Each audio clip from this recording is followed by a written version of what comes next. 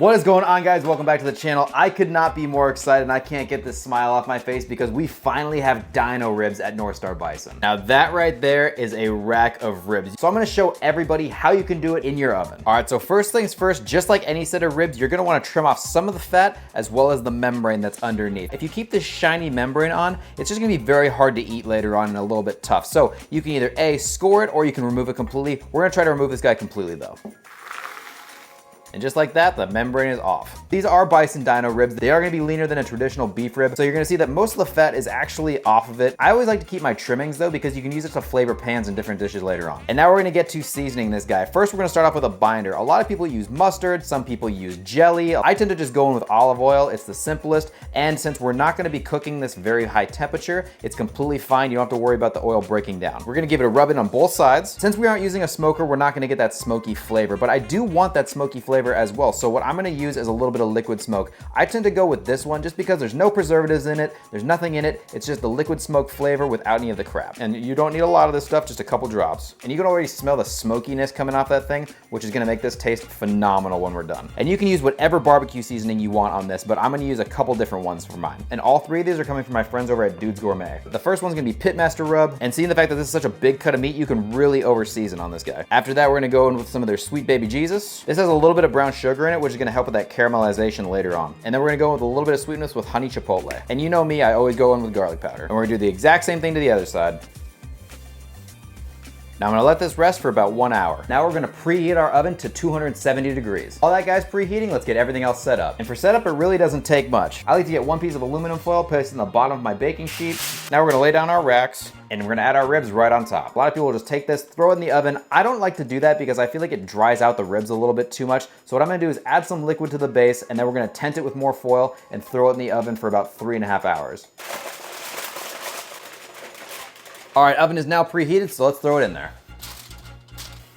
So now we're gonna cook for about 3.5 hours. What you wanna remember though is everybody's oven's different. So what 270 might be in mine might be completely different than what yours is. Some ovens run hotter, some ovens run colder. So you really have to be meticulous with this after about 3 hours. We're gonna go for about 3.5 hours and I'm gonna start checking it. So we'll see when we start to check. All right, so we're just about ready at 3.5 hours. That alarm is about to go off. What we're gonna do is we're gonna pull it out, check what the internal temperature is. I don't tend to go off of internal temperature really. I want it about 200 degrees right now, but I really go off of feel, and I'm gonna show you how I check it.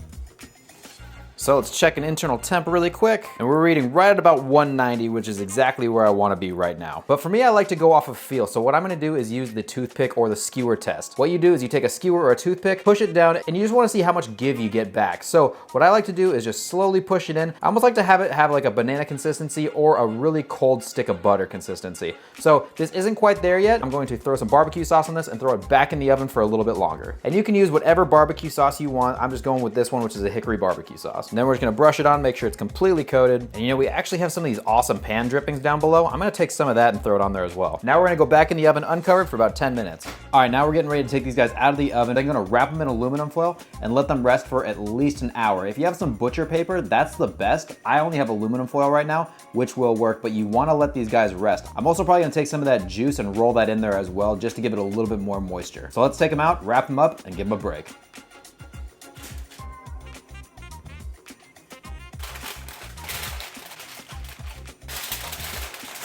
All right, now we're all wrapped up, so we're gonna let it rest for about an hour and then we'll cut it and see how we did. All right, it's been exactly 1 hour, so let's unwrap and see how we look.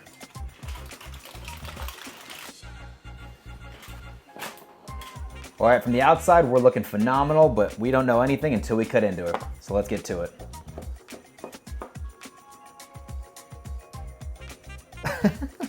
All right, as you can see, that guy is juicy as can be, but you don't know until you try it. Let's give it a shot. That is killer.